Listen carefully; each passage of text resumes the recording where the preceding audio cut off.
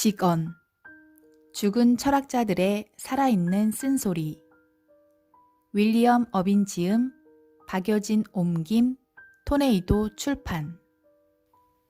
지금까지 철학적인 삶과 별 관련 없이 살았던 것은 비단 당신만이 아니리라 확실한다. 존재보다 소유를 추구하는 현대의 문화는 철학을 하나의 사치품으로 만들고 우리가 철학을 성찰하지 못하게 한다. 하지만 철학적인 삶을 살지 않으면 주어진 삶을 낭비하게 될지도 모른다는 위험을 우리는 감수해야 한다. 디오게네스. 현재만이 인간이 소유할 수 있는 유일한 것. 따라서 가장 중요한 것은 내가 지금 소유한 현재를 어떻게 살아가는가이다. 다른 사람 마음속에서 무슨 일이 일어나고 있는지 몰라 불행해지는 경우는 거의 없다. 그러나 스스로의 마음의 움직임을 모르는 사람은 반드시 불행해질 것이다. 마르쿠스 아우렐리우스. 7장. 행복은 서두르지 않는다. 스토아 철학을 보다 더 잘 실천하려면 매일매일 일어났던 일들을 규칙적으로 성찰해야 한다. 일상의 일들에 어떻게 대처했는지 스토아 원칙에 비추어 보았을 때 어긋남 없이 잘 대처했는지 등 말이다. 세네카는 스승 섹스티우스 덕분에 명상의 기술을 알게 되었다고 말했다. 섹스티우스는 잠자리에 들기 전 늘 이렇게 자문했다고 한다. 오늘 너는 어떤 불쾌함을 다스렸는가? 맞서지 못한 것은 무엇인가? 개선된 점은 무엇인가? 세네카는 자신의 저서에서 자신의 잠자리 명상 내용을 사례로 들어 성찰의 모범을 보여주었다. 나는 누군가를 지나치게 책망했다. 그 결과 상대 잘못을 고쳐주지는 못하고 화만 돋우었다. 자신에게 충고한다. 누군가를 비난하려 한다면 그 비난이 할 만한 가치가 있는 것인지 아닌지는 물론 비난을 받은 사람이 그 비난을 받아들일 수 있는지 없는지도 생각하자. 인간이란 본래 건설적인 비난은 좋아하지 않는 법이다. 파티에서 사람들이 나의 소비 성향을 두고 농담을 했다. 그리고 나는 그 농담을 대수롭지 않게 넘기지 못하고 마음에 품었다. 내게 충고한다. 수준 낮은 친구들을 멀리하자. 연애에서 나는 마땅히 앉아야 한다고 생각했던 좋은 자리에 앉지 못했다. 그로 인해 연애 내내 좌석을 배치한 사람들에게 화가 났으며 나보다 더 좋은 자리에 앉은 이들에게 질투를 느꼈다. 나의 행동을 평가한다. 이 얼빠진 놈, 긴 의자 어디에 앉건 뭐가 그리 달라진단 말인가. 누군가 나의 글에 관해 나쁜 말을 하는 것을 들었다. 내 글을 비판했던 사람을 적으로 간주하기 시작했다. 하지만 그동안 내가 비난했던 모든 작가들을 생각한다. 그들이 나를 적으로 생각하기를 바라는가? 분명 그렇지 않다.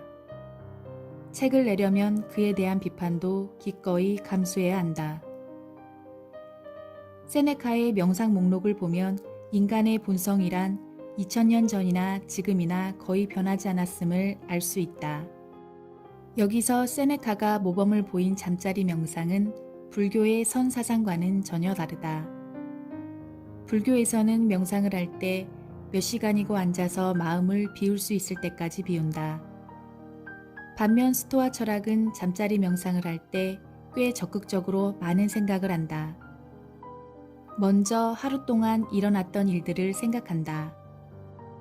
마음의 평정심을 깨트린 일이 있었는가? 오늘 하루 화를 냈는가?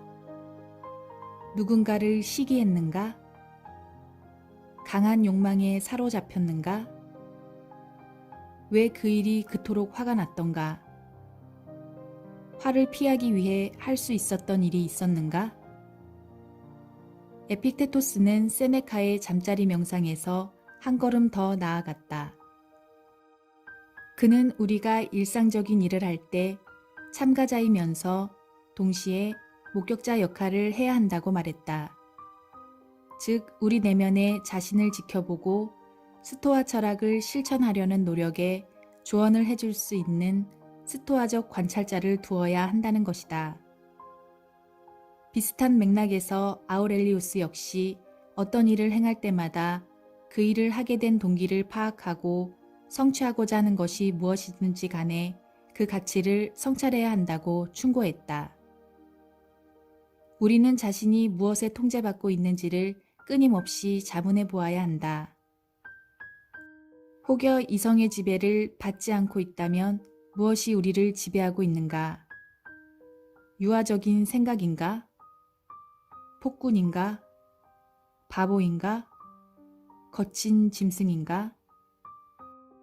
또한 우리는 타인의 행위 역시 신중하게 관찰해야 한다.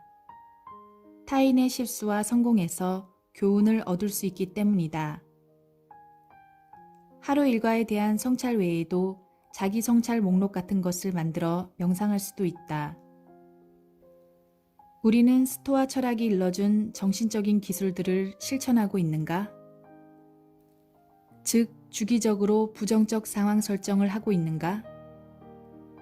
우리가 통제할 수 있는 것과 전혀 통제하지 못하는 것들, 그리고 일부는 통제하지만 나머지는 통제하지 못하는 것들을 구분하는 데 시간을 들이고 있는가? 신중하게 목표를 내면화하고 있는가?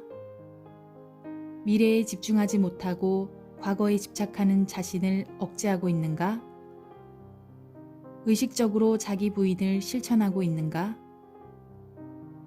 일상에서 틈틈이 명상을 통해 스토아 철학의 충고를 따르고 있는지 아닌지를 자문하고 있는가?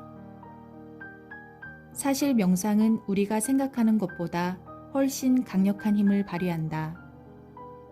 이를 통해 고요해진 내면은 우리를 보다 지혜롭게 만들어준다.